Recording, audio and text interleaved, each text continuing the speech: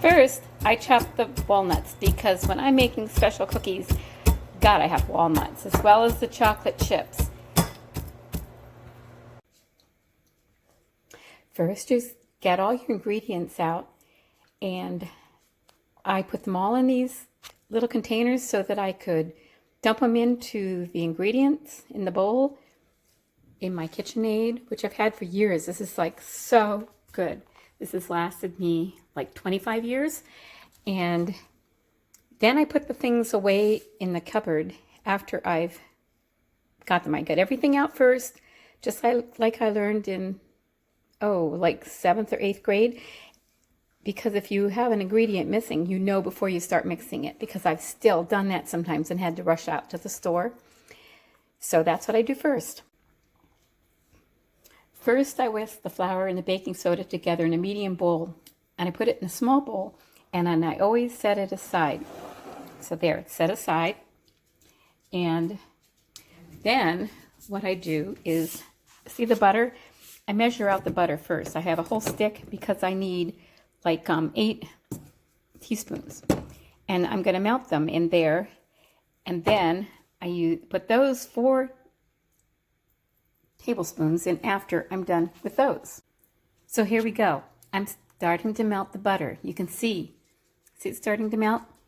And you melt it first. This is the only recipe that I have ever had that does this. And what it does, it like makes the flavor so good that people that don't even know I do this, like when I take my cookies to church, they are always like, these are so good and so flavorful. And so I will do that and then add, I get this ready. And so I have it, because once I'm done melting it, and I kind of will mix it as it goes, I kind of shake it, and it will have like, I almost burn it, so that it has a nutty flavor. And in the meantime, what I do is over here in my mixer, I start mixing the stuff that needs to mix there.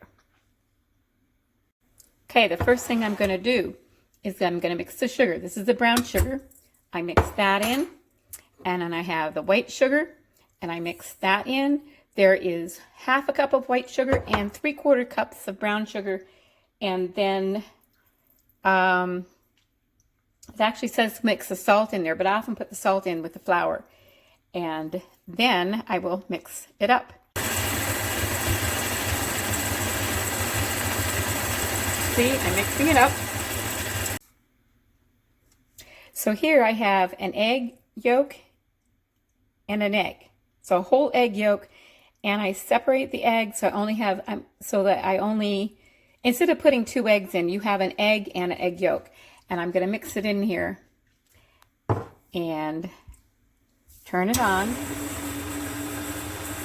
And one thing I always do is I mix it and then I let it rest, and I mix it and let it rest, and that really makes it the best. And then one habit I always have is to put things away immediately after I use them, because that saved me a million times wondering if I actually put the salt in or the sugar in. And so if you get it all out first and put it away one by one as you use it, that saves trouble in the long run. Plus, it's a way of cooking and cleaning as you go.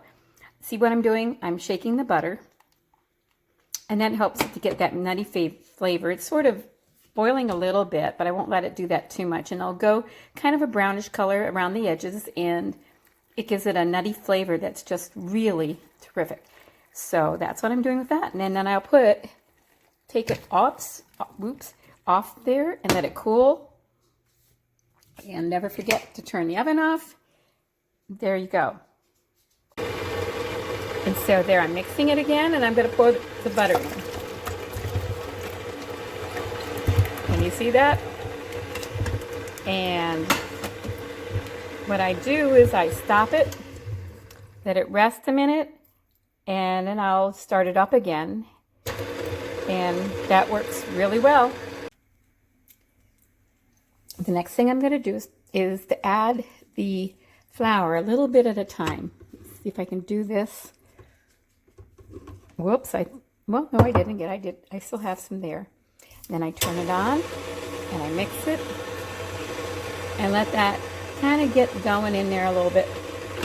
shake the rest of the flour in and add some more. Actually, I added it all because, and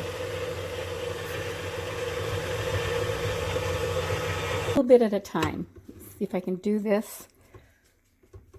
Whoops, well, no, I didn't get, I still have some there. Then I turn it on and I mix it and let that kind of get going in there a little bit. Shake the rest of the flour in and add some more.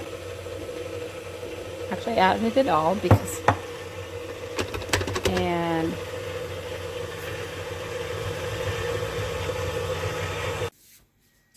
here's my cookies all on a sheet ready to go in the oven. And I only put 9 on there so that they are a little bigger, so that they have room to spread.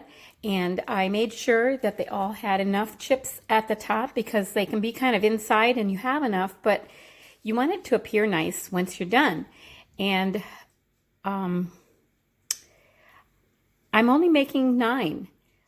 That's even too many because my kids grew up. And so you may not want to cook the whole batch. And what I do is I put it in yogurt containers, ones that are cleaned out and finished, and freeze them for another time. I found that if I make the cookies and freeze them, we get into them, or somebody gets into them when we shouldn't have them, and they're not saved for a special treat for the weekend.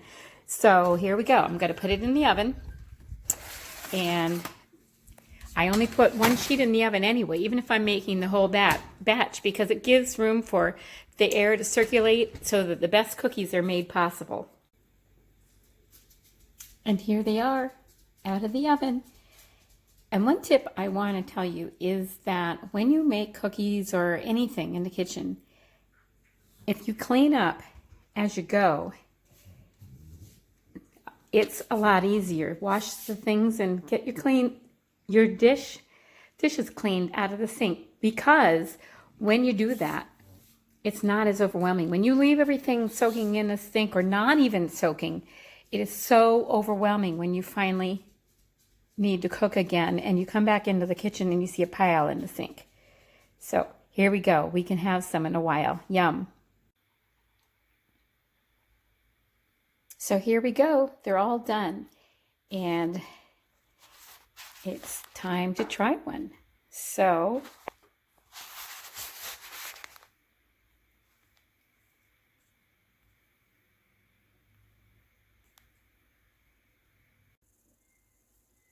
it's time to try one and see how it tastes. So good.